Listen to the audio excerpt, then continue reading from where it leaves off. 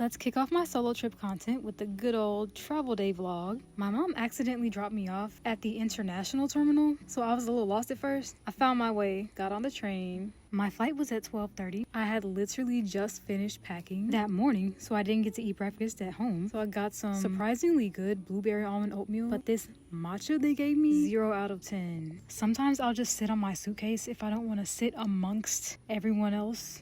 I prefer carry-on over the baggage claim experience, but they ran out of overhead room, so guess who had to check their bag anyway? I do not care if everybody else stopped wearing masks. You will not see me on an airplane without a mask. People were literally sneezing next to, behind, and in front of me. I ended up seated next to someone who talked to me the entire flight and then tried me, but I posted a separate story time about that already. The Fort Lauderdale airport has a designated section for rideshare, which I don't think is uncommon, but it's not right outside of baggage claim like what I'm used to. The only reason I went on this trip was to be by the water. So once I finally caught a glimpse of water, it made the somewhat hectic travel day worthwhile. I stayed at Cambria Hotel, Fort Lauderdale Beach, and it's right across the street from the beach, which is what I wanted. Here's a quick tour of the room. I recorded this on my way out, so that's why it looks very slept in. It was a nice little room for what I paid for it. And this is not a sponsored post, but I booked the room through TikTok Go, so I was able to get 50% cash back up to $200 because it was my